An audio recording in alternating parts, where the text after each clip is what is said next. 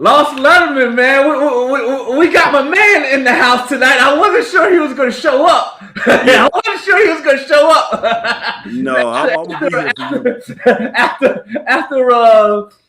After the state championships. Hold on a second. E. Okay. Hold on a second. Let me make sure best light. Hold on. Man, I ain't even run the music tonight. I ain't even run the.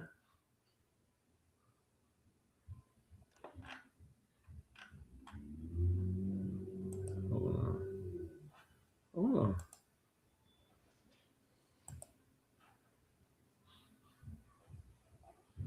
Hold on, E. Doing too much. You're doing too much. Man, I am. I'm literally doing too much. Hold on 1 second. You do you. I'm just messing with you.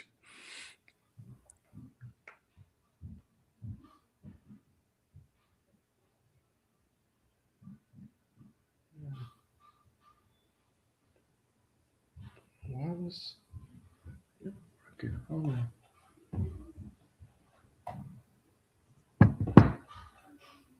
Hold on 1 second. Just give me 2 seconds. Yep.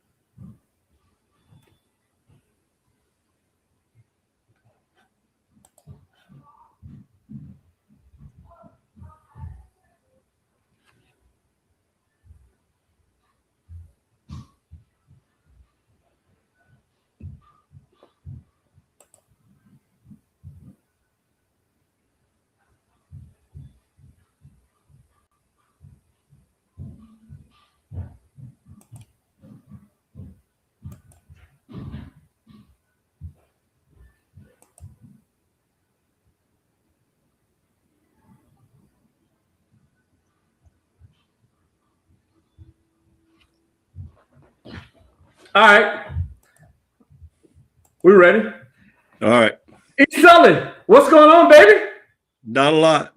March Madness, man. Excited about watching some games and I thought we had a great year at Legacy, and excited about our camp we got coming up here this Sunday. So before we talk about the camp on Sunday, let's talk a little bit about what's going on at Legacy with you. And obviously, you just finished up your first year. We got Coach Everick Sullivan, the legend, with us with the Lost Letterman tonight. So talk a little bit about the year at Legacy. And obviously, you guys, if I'm not mistaken, you guys were not able to participate in the South Carolina High School League playoffs. But talk a little bit about the year. And obviously, you had Lance Barnes there, and Yep. he signed a Division I scholarship. And also, I know you have some really good young talent there. But talk a little bit about the year and some of the players that you have coming back. It was a very gratifying year. I thought for me, transitioning to Legacy and knowing what I know about them as a program, you kind of expect to, to have good players and to be around basketball. That's what I'm used to when I played at Louisville. I've been in basketball programs, and Legacy is, they love their basketball. They've had a lot of great players come out of there. So I was excited to get kind of on the inside and to figure out how to continue what was already the foundation that was laid before me. So we had a great year, had a great group of guys, a good mix of some senior guys with Lance and MJ and Draylon, Craig, guys that really positioned me to compete. And we ended up 16-8. We had some really good wins, played some really good competition. And I was able to learn a lot about myself as I continued to understand the high school level, and then also about trying to position myself to compete for a state championship. But you're right, we didn't get a chance to play in the playoffs. It's kind of like D1 when you make the transition into the high school league or to, college. They kind of put you on probation for a year or two until you're able to, until they take you off, and then you can play in the playoffs. Well, you know what? I actually think Legacy and Gray are probably the two best jobs, or two of the best jobs in South Carolina at the grassroots level, because of the fact that you don't have some of the guardrails of Yeah. a traditional public school. And I'll be honest with you, Coach. Obviously, with that being said, that's fantastic. But the fact that you guys couldn't play in the playoffs, man, I thought for certain Lance Barnes was about to bounce, and I'm sure you did too. But talk a little bit about how much respect you have for Lance, for him staying there, staying the course, and bringing but finishing out his career at Legacy as opposed to leaving. And honestly, and to be honest with you, had he decided to leave, you probably would have understood that move as well. Yes. But I think there's certain things that he was able to get from being around you, a collegiate coach with over 20 plus years of college coaching experiences that he couldn't have gotten from, maybe a week or 2 week run in the playoffs. So talk a little bit about Lance and that decision to stay. Well, first and foremost, I think there is a narrative around charter schools. And when I took the job, I did not want to be a cliche coach to where they felt like I was out doing things that were not abiding or following rules. And that's the one thing when I took the job, I want to let everybody know we're going to do things the right way. And I segue to even my conversation with Lance. Like if he felt like it was better for him to find another EYBL or prep school that could get him to where he needed to, then I was going to support him 100%. And that's kind of how I look at transfers, even at college and high school. Kids, parents, make the decision what you feel is best for them. So when we first had our conversation, I spoke with his parents, and it starts right there. I think a lot of the elite players have elite parents. He has some great parents. They understand the dynamic of putting their son in the right situation and surrounding him with the right people. That was going to be the key to him getting an opportunity at Division I level. And I told them my vision, my plan, my blueprint. I thought he could be a big fish in a little pond. And you don't always have to go join bigger programs or go to bigger institutions or organizations in order to position yourself to have the best year possible. Along with the development, I run a college system. It was a lot of pros to what I brought in my first year, and they bought in. They trusted me. I say a lot about them. They let Lance make the decision. He worked out with us a couple times, and he just figured like this. He had great people there at the school that he walked the halls with. He believed in. We got great counselors. The whole school is about putting people at the next level, putting them in college, and Lance was a perfect fit. So it wasn't easy, but it wasn't as hard as what some may say. I think it was just it was kind of like a perfect storm, and I was the guy that he felt like could help him get to that next level. And I'm happy he's going to Tennessee Tech, and I think he's going to be an impact guy from day one. Yeah, I mean, I agree with that. I mean, and it shows to me, the maturity of not only Lance, but also him being in, and you just spoke about his parents, him being in the right situation where, maybe a week or most people aren't going to win the state championship. As great as Yep. you were, you didn't win the state championship. Yep. So, Exactly. most of the times you're not going to win a state championship. The odds are against you winning the state. Yep. But, It's hard. being with a college coach and being in an environment is way more, to me, it's way more important for his overall growth. And it Yes. shows a lot about his maturity and, him just looking at it from a more holistic point of view as opposed to a singular point of view. But with that being said, let's talk about the hoops, the Upstate Hoop Showcase this weekend. Yeah, I'm excited. And how many years is this for you? This will be the third one, second year. And I'll be going into my third year after this. Okay. So 2 years I've done it. I've actually, put it together from the first time I took my first job at Eastside. It was a success.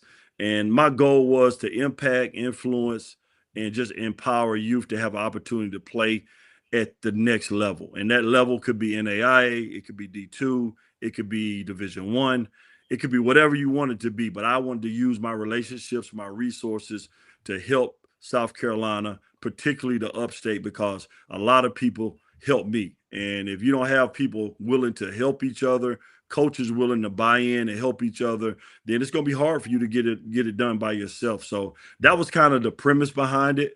And, there's battles you're going to always fight, but I'm up for it and I'm excited about it. So March 15th, I kind of added a twist this year. I haven't got a great showing with the girls segment. So I was going to have girls 12-2. And the way it's kind of set up is it's really a game oriented 5-on-5. Coaches want to see. I know from my recruiting experiences, I don't want to come in and see a bunch of drills. Like, I don't have a lot of time to get out. I don't want to waste anybody's time. Let's get out here and let's see who can play. Now, as they're playing, we're coaching them on how to play the right way so they don't look bad. And I think that's important with our showcase. So, we got coaches out there refereeing the games, talking them through, moving the ball, good shot selection, playing hard, playing without fouling. And it's intense 2 hours. I've added a recruiting panel between 2 and 3, and then we'll start the men's portion session between 3 and 5. And the recruiting panel is basically coaches opening up themselves to have questions asked about what does it look like? Are we doing the right things? Is there anything I could have done different to help our kids get recruited? And parents can be there to ask questions. The players can ask questions. And then, of course, you got, myself or other mates chime in and give some viewpoint in terms of what I believe it takes to get to the next level. You know what, Coach Sullivan, a lot of that, what you said is fantastic. And I agree with 120% of what you said. Definitely 5 years, 3 years ago. I actually think nowadays, in addition to what you said, you have to come out there, if you're a player, with a hustler's mentality. Yes. Like, if you're going to, you can't be cool. Play 2-3 zone. You got to play. You man to man. And you know what? Even if it's something like, even on the court you do, but even off the court, you have to be able to go to those coaches and look them in their eyes and introduce yourself, at least in my opinion, and say, "Hi, my name is such and such." Separate yourself. Maybe bring a business card. Yes. Do something. Yes. Separate yourself. Do something. So because, and unfortunately for you, you were a great player. You know what? You didn't have to do that. You had people coming to you. But for a lot of these players, there are not a million, but there are a lot of players out there. Probably is a million. So you have to make sure that you do something outside of your play that sticks out and that coaches will remember. Do you think that obviously the on the court is very, especially from your collegiate experience, on the Mm-hmm. court is so important, but off the court is just as important, you know. And I hate to say the marketing aspect of it, you know, to put, but you've got to do something that, you know, brands you and keep, and not to say you're not a great player, but keeps you front and center in a lot of these college coaches' minds. Because I'll be honest with you, when I look at, and I don't know how college coaches, I don't know how you guys do it. Mm-hmm. I'll go to like an AAU tournament and, you know, I'll go focus. Man, after about a half hour, man, they all look the same. Everybody looks Yes. exactly the same. Yes. So, if you disagree with me, just, you know, obviously tell me. But do you agree that you have to do something that makes you stick out a little bit? I heard and this is referring, the comparison is trying to get a scholarship and someone trying to get a college coaching job. I heard a college coach wanted a job so bad, he went to a department store, took off the right arm of the mannequin, bought a box of roses, a long box, stuck the right arm in the box, sent it to a coach and said, "Coach, I'll give my right arm to be on your staff." I love it. I love it. And you know what? You might have to do that for like 200 people. He got his attention. He got his attention. He got his attention. Now, I'm not saying you got to go extreme, but you do have to hustle, take charges, dive on the floor. You got to, if you just communicate and talk on the floor, you're going to stand out. And this, Right. and I hate to say it, kids do not speak and communicate on the floor like they need to. And when you get teams that do that and players that are able to do that, when they step out there, it separates you. You will be like, but I just don't know if kids are willing to get uncomfortable. So I encourage guys, when you go to showcases, you go to elite camps, you know, you go to workouts, individual or private workouts with universities or colleges, talk. Go in there, make yourself, speak to the team, introduce yourself to the guys who there already. Introduce yourself to the side. Like, get comfortable. Get comfortable as fast as you can, and then go back that up with your play. Well, man, what you just said, E, is so important. Um, there's two things. The first thing is you got to get comfortable with being uncomfortable. You got to get so comfortable with being uncomfortable. That's just who you are. You That's know, the landscape. it just got to be who you are.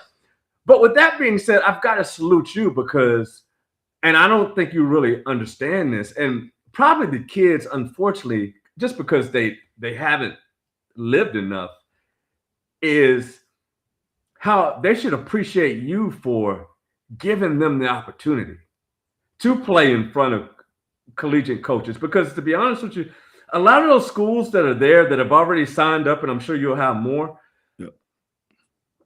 that's the sweet spot, right? I think Yeah. right now Division II is a sweet spot.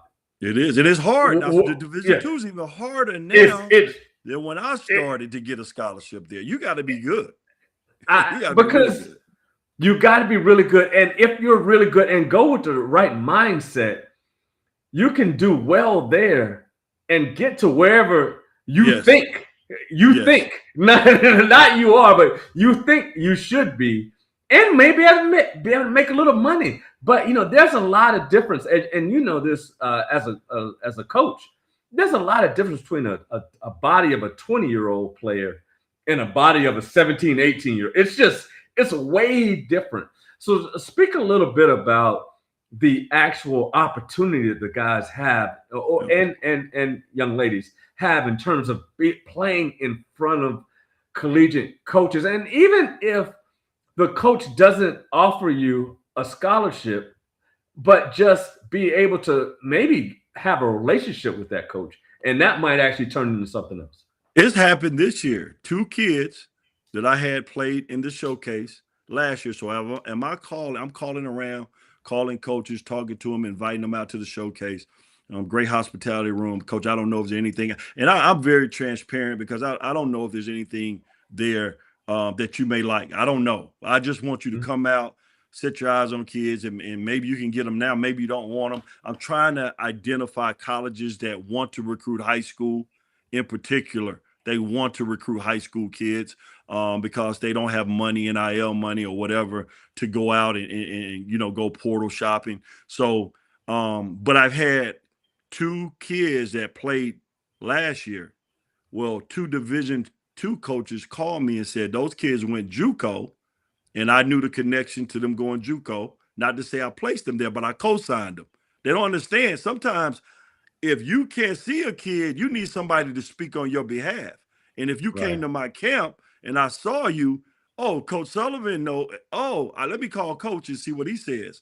While I co-signed the kids, well, now those Division IIs are circling back and they're trying to get the kids this year. They went to JUCO, had good years, and now they're trying to get them. And more power to them. I'm excited about them, happy for the opportunity, but there's a lot of different paths and a lot of different avenues you got to take. No one's perfect.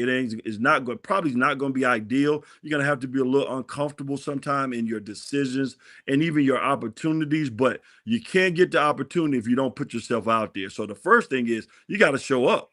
You got to show up somewhere. You got to be willing to make the drive if you really want to, because it's a grind. People think, it's glitz and glamour. Like they look on TV and see this March Madness and all. Most average student do not understand the grind it takes to be an athlete at the college level. It is tough, and you may not play, and you may work way more than you actually get to play. So those are the conversations I try to have with people. But if you show up, that's half the battle. And then now you got to go perform. And if it doesn't work out that time, don't let it stop you. Continue to push, continue to try to find avenues, and you never know where the crossroads may meet again with somebody who saw you and really liked what you brought to the table. You know what, man? Actually, I think that, and thank you for that perspective. I think that, and I'm going to take you, not college coach. To me, college coach, high school coach, it's all the same. A coach is a coach, especially if you've done it at a high level, especially if you played at a high level. But what you just said, it weeds guys out too, though, because you understand. I'm not going to say high school is easy, but you're not going to, if you have the talent, you're not going to have the pushback. And you understand when you get to college, you're going to have that pushback. Some, and not for you, but some of those dunks in high school start turning to layups. Yes. Oh, it did for me too. And they start turning to get your stuff blocked. Yes. But rude awakening. I actually think that helps coaches because they understand if you can't deal with adversity in high school, you definitely can't deal with that tendonitis that's going to come along in college where you have to wake up at 6 or 7 o'clock in the morning. But with that being said, I think one strategy, and you can give me your input on this, especially if you're not like a top dude, you have to go in there with a mentality of, like, if I was going to a showcase and, Josh Leonard might not be there, whoever the top guy is might not be there. Whoever that top guy is, he's going to give me light. Yeah. He's going to give me light. Yep. Like if I see Everick Sullivan, I'm about to go play against Everick. He's going to give me some light. I might take his light. You have to look at it as a challenge. And I'll just tell you personally, like, I never had a coach in my high school. I never had a coach come to my high school at all. And I was able to play Division I basketball. But it was because I went to BC camp. Cameron Dollar. Okay. Yeah. I played against Cameron Dollar. And in all humility, Cameron Dollar, we all know, man, he's a great player. Played at UCLA. They won a national championship. Yep. And next thing I knew, I had a lot of letters. But you gotta take it personal. One game.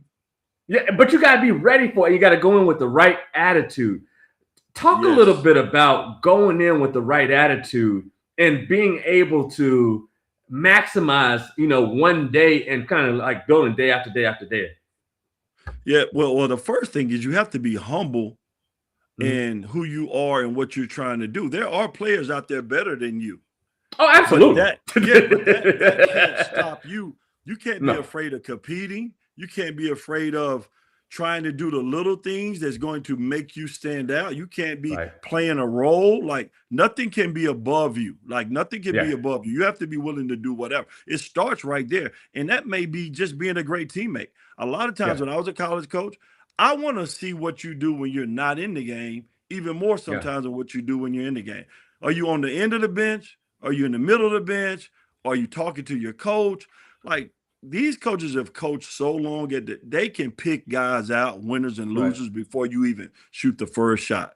They already know if you're a winner or a loser by how you warm up. They can tell Right. by if you run out and if you're the first guy or the last guy when you run out the tunnel. They've got a Right. perception, and perception is reality. You could be wrong, but you've off Right. to a bad start if you don't understand how important some of those things are. But that's how I got overseas. Is the story you just say. I caught fire at the right time, in front of the right scouts overseas, and I got my first job in Finland. And the rest is history. I did 10 to 12 years overseas. So you exactly right. You never know, but you got to be ready for the opportunity, and you got to put Right. the work in before the opportunity even happens. So it's just not easy. It's just hard, and you got to be a little Yeah. lucky. You got to be a little blessed.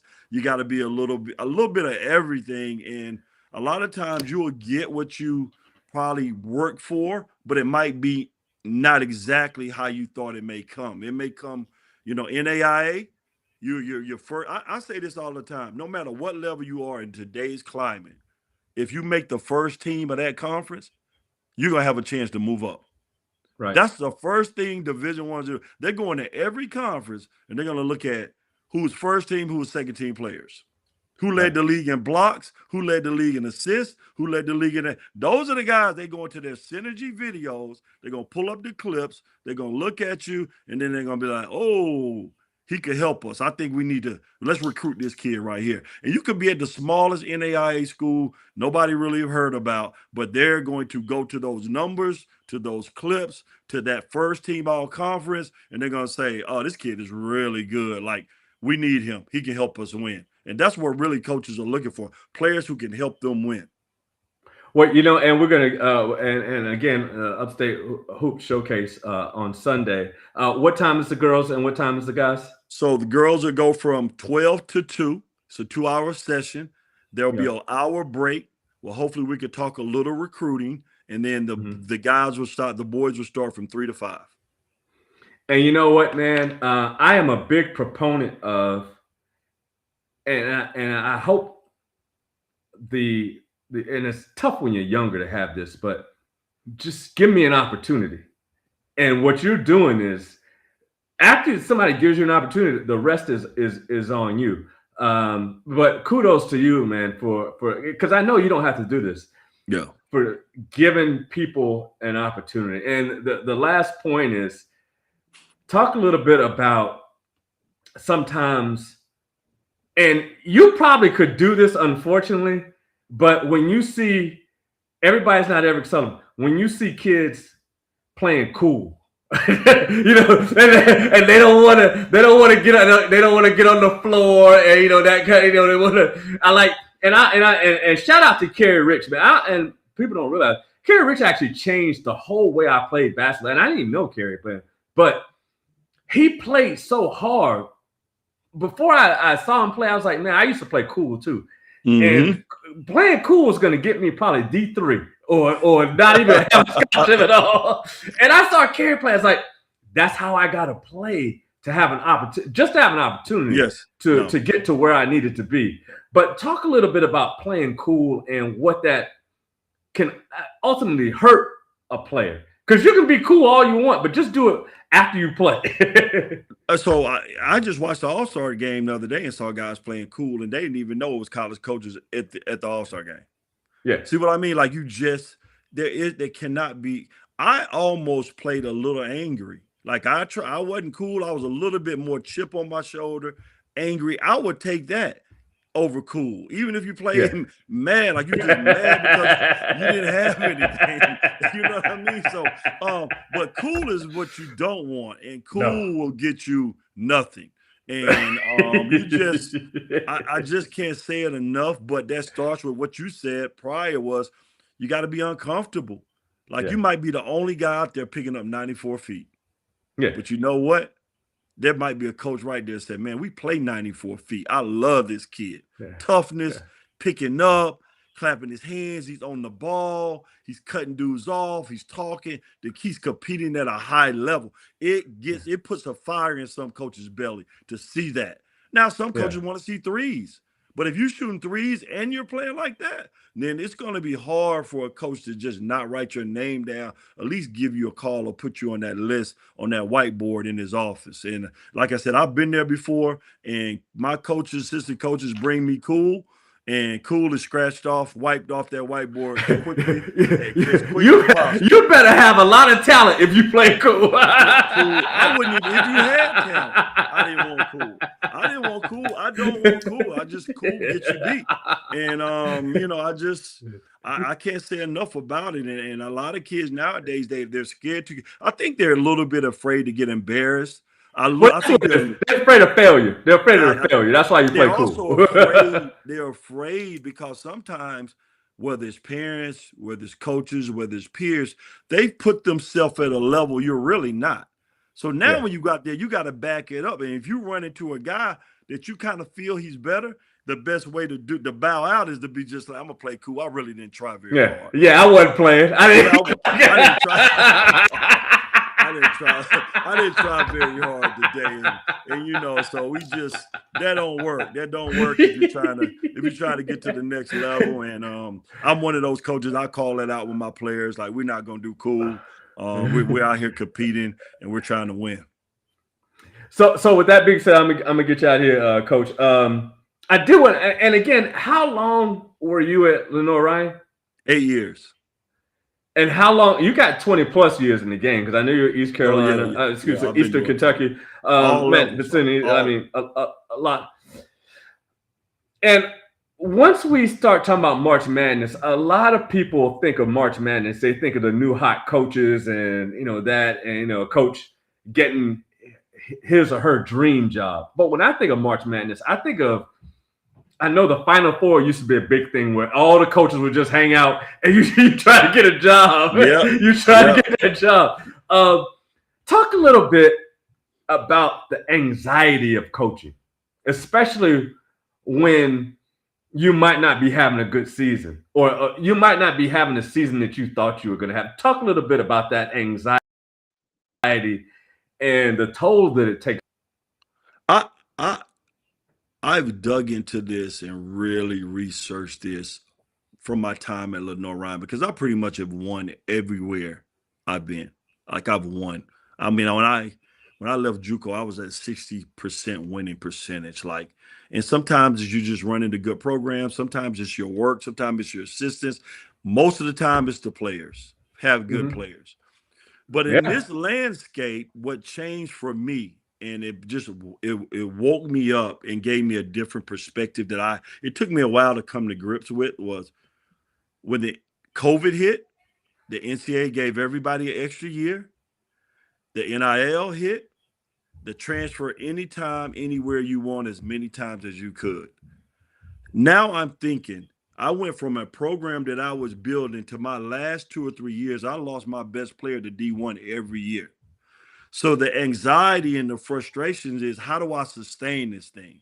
How do I keep this thing going? Because it's your job, it's your livelihood, and everybody's family dynamics are different. You're the breadwinner. They're counting on you. You're moving your family around.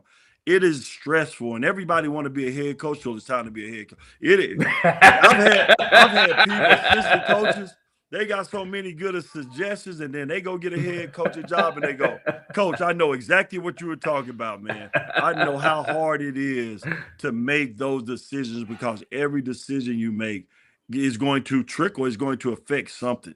Do you play him? Do you sub him? Do we recruit him? Do we take him? Do you suspend him, a best player? There's a lot of dynamics. So the anxiety is every day, all the time. And I can see right now with the older coaches, the veterans who've won at a high level, they're struggling a little bit. They're trying to figure out how to do it. And it's really become, if you got money, you puts you in the game, but it don't guarantee you it's going to work. And I look back and I say you got to almost come to grips with understanding you could get fired. They told me one time the best generals when they come to war, they understand that they could die when they go to war. That's how they're able to lead their men because they understand when you go to war, you might not make it back. I think the same mentality a little bit in coaching. When you stop worrying about firing and it's going because it typically works itself out, you'll end up being where you need to be, and you just coach your kids, run your program to the best of your ability. You can't handle wins and loss. I mean, everybody's competing. Nobody wants to win more than the head coach, but the social media, the fans, the everybody is just coming at you. It puts a lot of pressure on you. It makes you don't sleep at night. Like you can just I watch a lot of post-game interviews of coaches, and you can see it on their faces. They just, eyes don't look that your health could deteriorate, your blood pressure up. And I feel for them, but I got to a place to where, you know what, I went to sleep at night and I said, you know what, God gonna put me where he needs to put me. I'm gonna coach my team. I'm gonna do the best that I can. And then if I gotta pivot and go into a different direction, he's gonna put me right where I need to be. And that's hard for coaches because sometimes that's all you know. If you've been doing it for 20 years, it's hard. What else? That's all I know. And I put everything into it. And somebody's going to tell me now I'm not good enough and you did an awful job and now I'm going to fire you. That can be taken personal. It can hit your ego and your pride and it can just set you back. So you got to kind of be a little bit vetted in handling adversity, able to bounce back. And you got to surround yourself with good people who are going to pour into you and tell you, hey, man, don't worry about it. Keep doing what you're doing because people call you when you got a job, but when you don't have a job, that phone don't ring like you used to. Well, we always gonna call you, Coach. We always gonna call you. So, last question. First commentary. I think that, and again, I've never been a coach. I never wanted to coach. With COVID, the portal, and everything happened. I think so much happened at the same time. It was almost, man, you would have it was almost impossible to navigate that all at the same time. Yes. With that being said, and you hit on something that is interesting. I always like to have multiple things going on because you're never putting your eggs in one basket. Because if you put your eggs in one basket, then whoever has that basket really has ownership over you. Yes. Yes. With that being said, do you think? And I think this. I'm not in the coaching fraternity, so I don't know. But do you think sometimes coaches give too much leverage and don't get outside of basketball enough and diversifying maybe their revenue streams or their incomes or whatever, just diversifying themselves, or they're too locked in on coaching?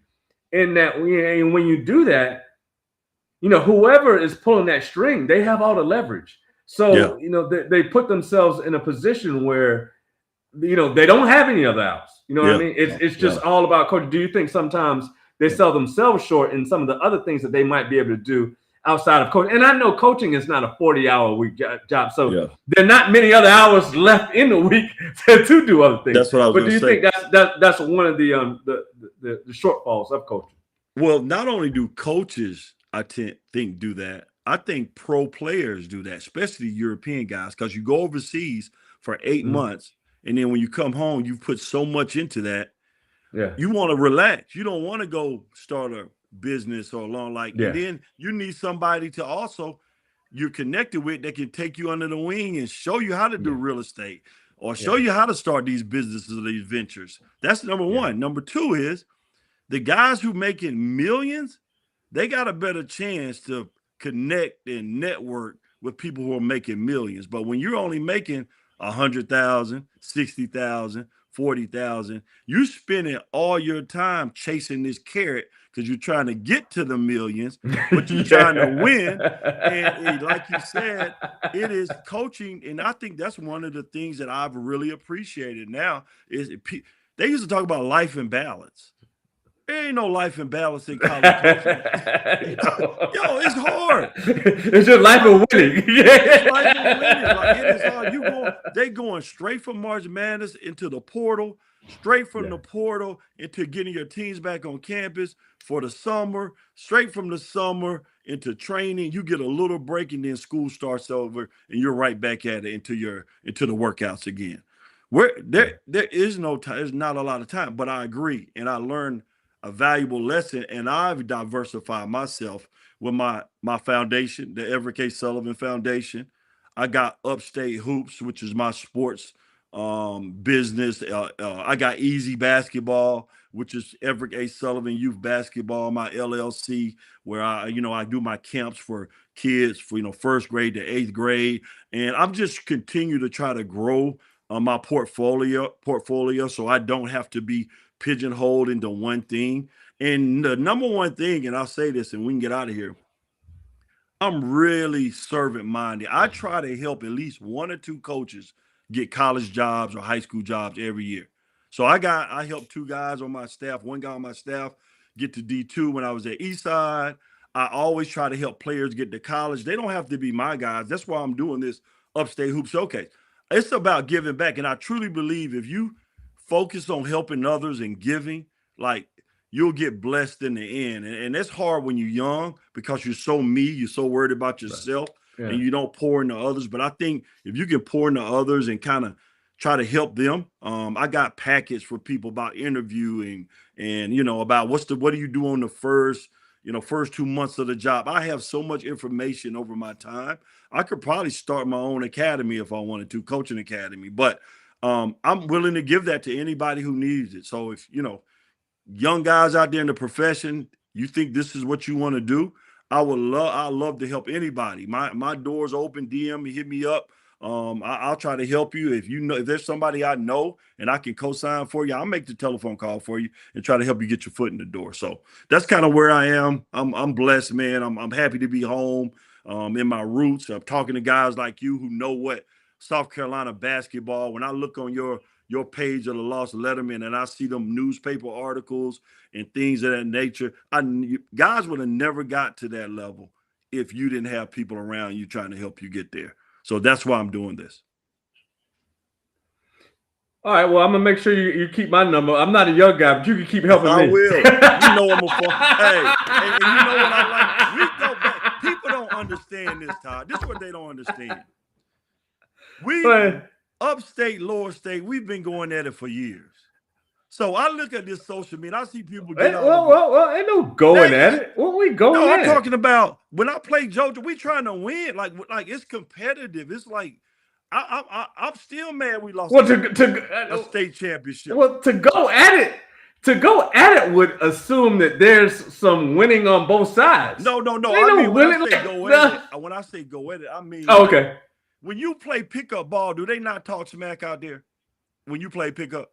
Yeah. It's part of it. That's what Lost Letterman is. That's all Lost Letterman is. So you might say something about Columbia, and I might say, you say where the Dunkers at? Where the Dunkers at? And I come back at you. But it ain't, we just talk. Hey, you know what, Eric, you know what? I said, I'm glad you mentioned that because I said, I'm not gonna hit Eric tonight because I love my brother.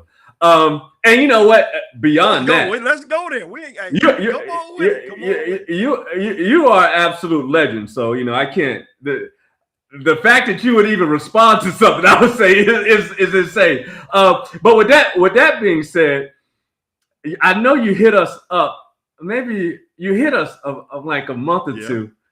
It was about something. I said, you know what? I'm gonna let it slide. I'm gonna let Eric slide.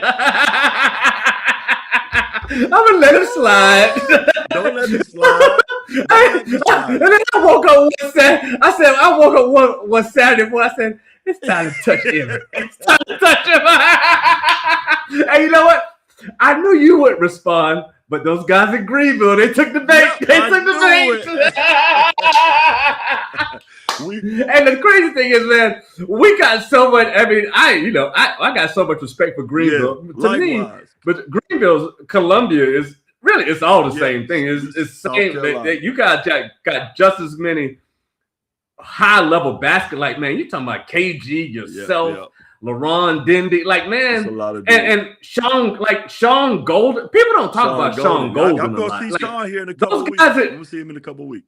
Man, those guys at Greer, I know they're doing their thing, but they need to start talking about Sean Golden. Like, man, to me, there's never been at least a point guard with his resume, you know, what he did and his dad, obviously. But, you know, I think it's just good for entertainment. But I think of everything all the Keep same, doing you, man. Keep doing you. Like, you got. Oh, I ain't worrying about it. You gotta have things. I don't take it personal. It's a challenge to me. Like, I'm trying to get to Columbia and trying to win like everybody else, and everybody got an opinion. I'm cut from a different cloth. My guys are gonna be like that, so I don't get caught. All right. Well, I got to ask you the question since you brought it up. I got to ask you a question. We're gonna get out of here on this question. Right. Metro Conference. Ooh. Did you have the same ups? Did you have the same rise in the Metro that you had in high school? Yeah. You mean when you say rise? When you were your legs still as strong at Louisville? Okay. Yeah. No, and I was around a lot of bouncy dudes. You had to be bouncy. Oh yeah. You guys had it.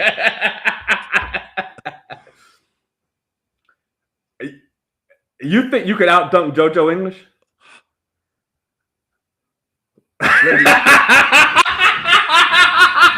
I'm gonna say this. No. I'm gonna let you think about it because you also have to remember that, and I know you saw the film that we did. People think that thing with Michael Jordan, they think that's like mythic. No, that happened.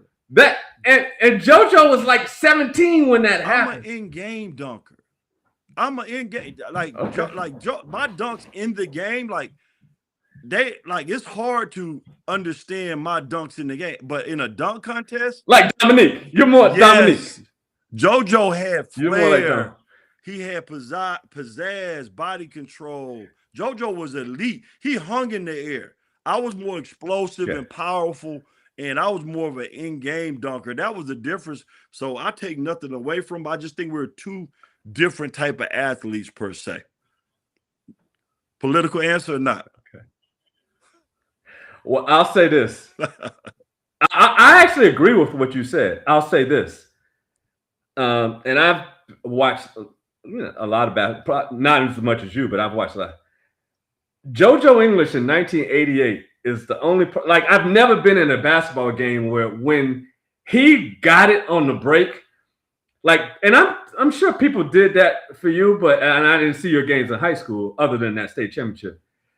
Everybody got up and started grabbing the person next to you because you knew it. And, obviously it was no video back then, so you wanted to see whatever he was going to do. And people, it was just something different. And to me, also, it took me back. And I don't want to for JoJo at 17 to be able to go into Carolina Coliseum and dunk against Michael Jordan, man. Just to have the nerves to be able to calm yourself down and be like, man, I'm dunking against Jordan, and go dunk for dunk with him until obviously he went to the foul line. But man, it's a different level. I got a lot of appreciation for it. And obviously I love you to death too. But you said it right. You guys were two totally different. Yeah, we were different dunkers, man. And like I said, it was so we were trying to keep up with Columbia, and it was just great times. It was a golden era, in terms of the basketball, and it's good because I go to this day. I go to gyms, I go around. People talk about those games and talk about those matchups, and that's what you have when you're older and you're done playing. Man, you just want to have some great memories, some long lasting friendships. Trying to get guys to continue to give back to South Carolina so we can get that new generation off and going in the right direction. Well, you know what? I'm gonna get you out of here on that one. And one thing that we always loved about you is you could tell a lot of players, at least during that time, as I was a little kid, they shied away from it, the competition. Oh, You definitely did not shy away from it. no, not at all. Not at all. Everick Sullivan, man, it's been great catching up with you again. We got the Upstate Hoop Showcase this Sunday in Legacy. At Legacy Early College, and you could just check all the Lost Letterman handles for time, places, the links, everything they need, everything you need to do as a player. And parents, if you have a player, parents go on there, sign up, and make sure, again, if your son or daughter wants to get in front of college coaches, and it's not just about getting in front of college coaches having a scholarship. Sometimes it's about getting in front of college coaches and getting feedback. Yes. On your game. So, man, much respect to you, E. Sully, and much love to you, bro. Appreciate you, Tyler. Keep doing your thing, man. Yes, sir.